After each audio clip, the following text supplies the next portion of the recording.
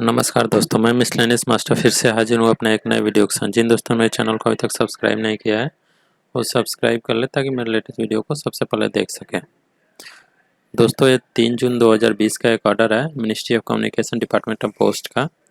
ये transfer policy guideline जो है उसके रिगार्डिंग कुछ क्लैरिफिकेशन है, जो कि डाउट था अलग अलग डिवीज़न या सर्कल को, तो उसके रिगार्डिंग क्लैरिफिकेशन दिया गया है।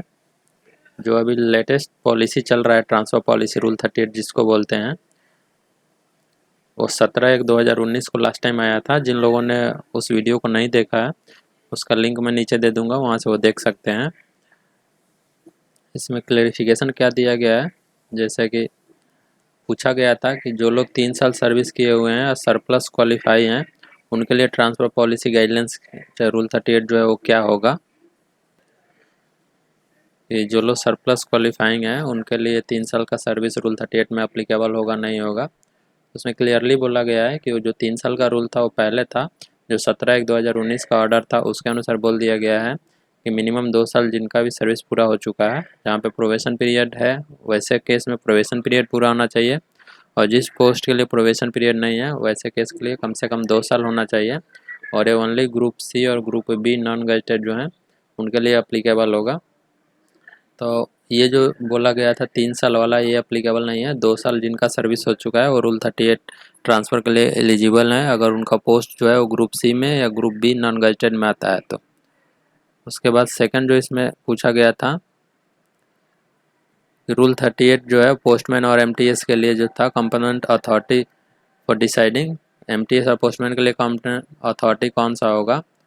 इसके लिए बोला गया है डिविजनल हेड कंपोनेंट अथॉरिटी होगा अप्रूव करने के लिए, जो भी डिविजनल हेड है एमटीएस और पोस्टमैन के लिए किसको ट्रांसफ़र मिलेगा किनको नहीं मिलेगा।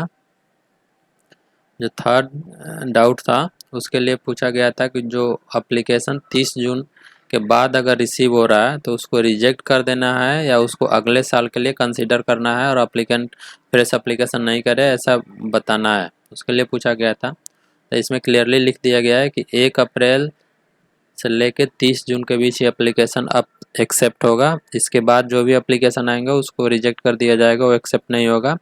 तो जो लोग 1 अप्रैल से 30 जून के बीच अगर एप्लीकेशन नहीं दे पा रहे हैं तो उनको अगले साल फिर से एप्लीकेशन देना होगा। अगर वो 30 जून के बाद एप्लीकेशन दे रहे हैं तो एक्सेप्ट नहीं होगा और रिजेक्ट माना जाएगा। तो इस बात का ज़रूर ध्यान रखें। जो लोग अभी ट्रांसफ़र अप्लाई करना चाह रहे हैं जिनका 2 साल हो चुका है वो अभी अप्लाई कर दें, 30 जून का वेट ना करें। 1 अप्रैल से 30 जून का टाइम पीरियड है, इसके बीच में आपका एप्लीकेशन होना चाहिए।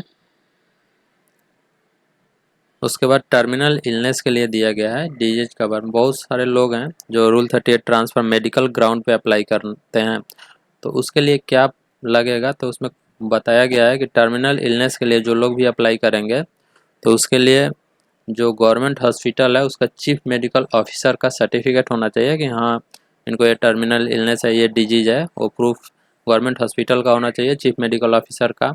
और वो जो गवर्नमेंट हॉस्पिटल होना चाहिए जहाँ पे आप काम कर रहे हैं उस हेडक्वार्टर्स के किसी हॉस्पिटल गवर्नमेंट हॉस्पिटल्स का होना चाहिए।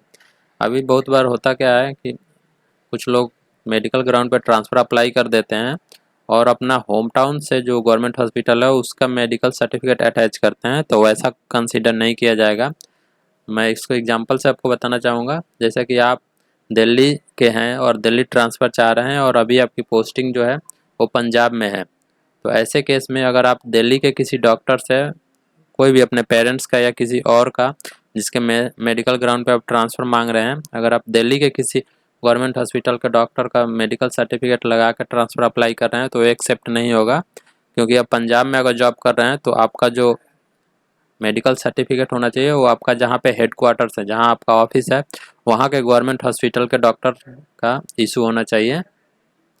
तो इस बात का ध्यान रखें जो लोग मेडिकल ग्राउंड पे ट्रांसफ़र अप्लाई कर रहे हैं, अगर वो लोग ऐसा सर्टिफिकेट नहीं प्रोवाइड करा सकते हैं तो बेटर होगा कि वो मेडिकल ग्राउंड पे ना अप्लाई करके अपना डोमेस्टिक ग्राउंड या जो अदर रीजन्स है उस बेसिस पे ही अप्लाई करें, वरना उनको प्रॉब्लम हो सकता है। क्योंकि उनका इस प्रोसेस के तहत उनका जो मेडिकल सर्टिफिकेट होगा अगर हेडक्वार्टर्स का नहीं होगा तो रिजेक्ट हो सकता है। उसके बाद रोटेशनल ट्रांसफ़र के लिए है इसमें, तो सब मैंने पहले बता रखा है, उसमें कुछ चेंजेस नहीं है। मेन जो चेंजेस यही था, ये मेडिकल के रिगार्डिंग जो जारी किया गया है और ये 3 साल वाला जो केस था कि अगर 3 साल आया सरप्लस है, तो अब तो 3 साल का कोई है ही नहीं, अब 2 साल ही कर दिया गया है सबको, ग्रुप सी और ग्रुप बी 2 साल के लिए। और जो सेकंड पॉइंट था पोस्टमैन और एमटीएस के लिए।